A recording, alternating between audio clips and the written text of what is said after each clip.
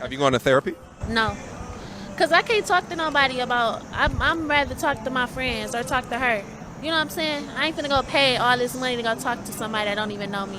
Hey, what's up guys? It's Nick Davenport here, and today we're going to react to a video from the It's Complicated channel. I actually really like this channel, watch it myself. He does different interviews asking pretty tough questions when it comes to different life issues. And this particular topic goes over some things from the psychological world about emotional abuse and even therapy. And he's actually joined by another YouTuber I like to follow, Mediocre Tutorials and Reviews. Make sure you follow him too. And he's joining in with It's Complicated, ask some pretty important questions, I think, about therapy. So make sure you like, comment, subscribe to this video, and let's get into it. You can kind of see it.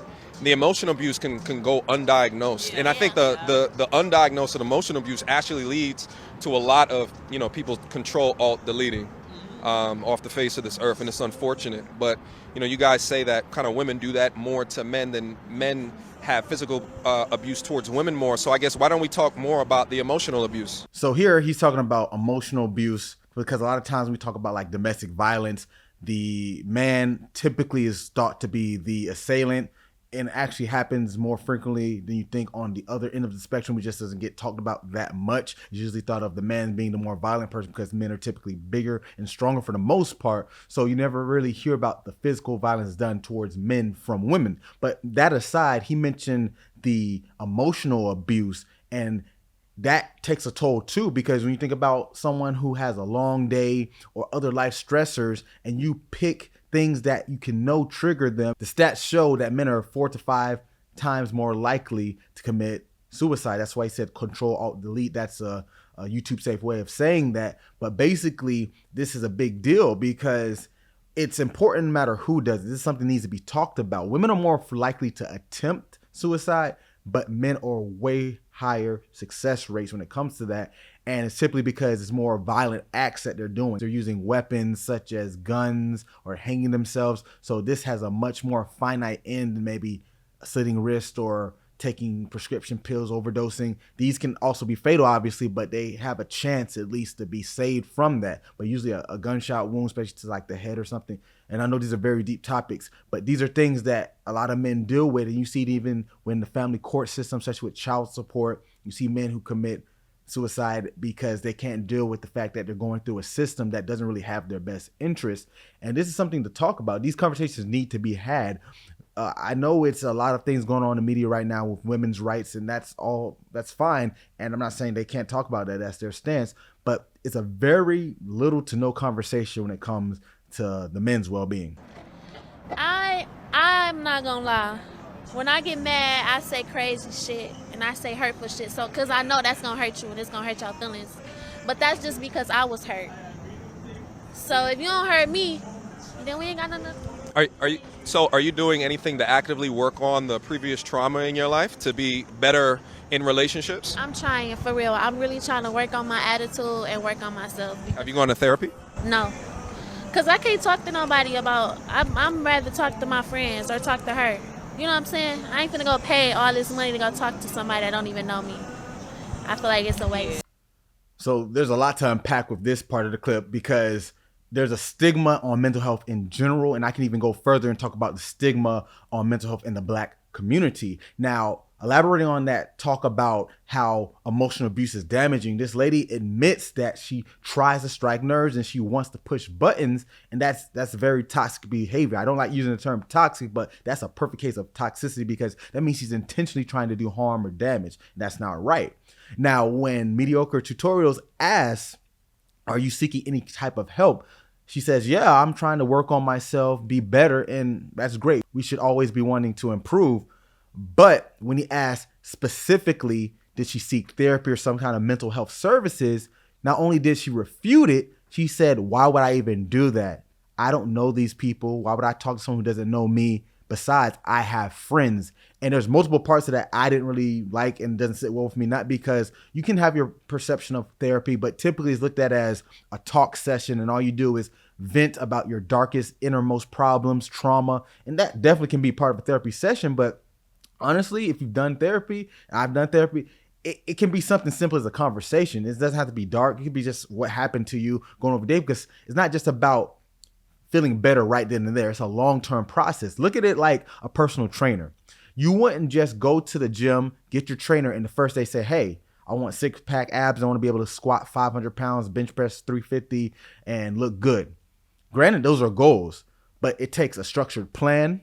It takes consistency from you. The trainer has to be able to keep you accountable, because there's going to be days when you're not going to want to come. There's going to be days when they don't want to come, and you both have to be on the same page. There's going to be some disagreements in the plan. And that's how therapy works. It's a day-to-day, or I should say session-to-session goal improvement. Also, on top of when you go to therapy, there's things called interventions that are put in place that are empirically based, meaning they're based off of research of working over time, different demographics, things of that nature. So it's not just about how do you feel. That's what it looks like on popular media. They look at it as just laying on the couch like psychotherapy with like Sigmund Freud. That's 100 plus years ago. It's evolved. It's definitely more than just talk therapy. And there's different subdisciplines of psychological therapy and interventions. Like there's CBT, that's cognitive behavior therapy. There's DBT, that's dialectical behavior therapy. There's REBT, that's rational emotive behavior therapy. There's existential therapy. There's Gestalt. There's so many different types, and I won't get into, matter of fact, I'll do a video on that. But basically, these different types have different approaches, and they're not for everyone. You have to find the approach that works for you. Just like if I have a trainer, like I mentioned, the goals I said, 500-pound squat, 350-pound deadlift. I'm not going to go to a trainer who specializes in cardiovascular training and endurance running. Granted, it could get me better at endurance running, but that's not what I want to do. And the same thing with your therapist. It should have a reciprocating relationship for you getting better and them being able to relate to you as well, because it goes back and forth. So you can't just have it one way. So to think that it's not helpful. But going to the part when she said about her friends, having friends is great. You need someone in your social circle that you can open up to. That's definitely beneficial. And even therapists will say that. But there's a difference between a friend being your therapist and an actual therapist giving you real work, because a friend is going to have some bias. They're going to have subjectivity towards you. The beauty of a therapist, like you said, they don't know her.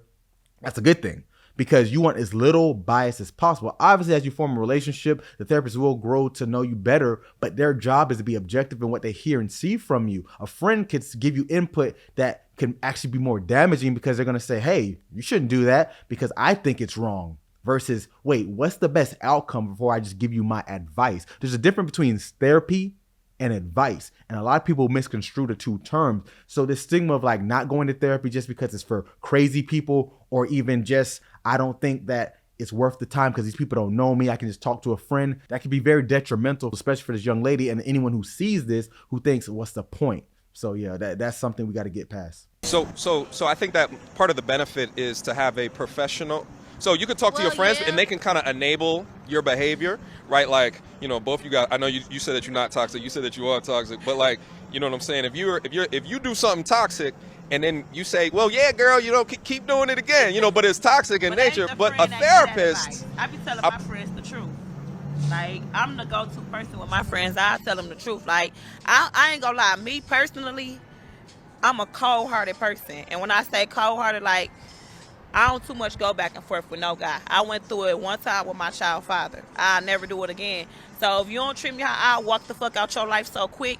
And like my friends, they'd be going, I ain't going back. They'd tell you, like, they be like, Arnice, you gotta have a heart. Shit, I got one, but I ain't finna let nobody play on it either. Like, I ain't no back and forth type of person. I guess I call it like I see it. And Mediocre Tutorials Reviews hit it on the head once again. He said it. Sometimes the friends can give biased answers. They might enable you in the behavior that could be detrimental, and they reinforce it because like, nah, it's not you, it's them.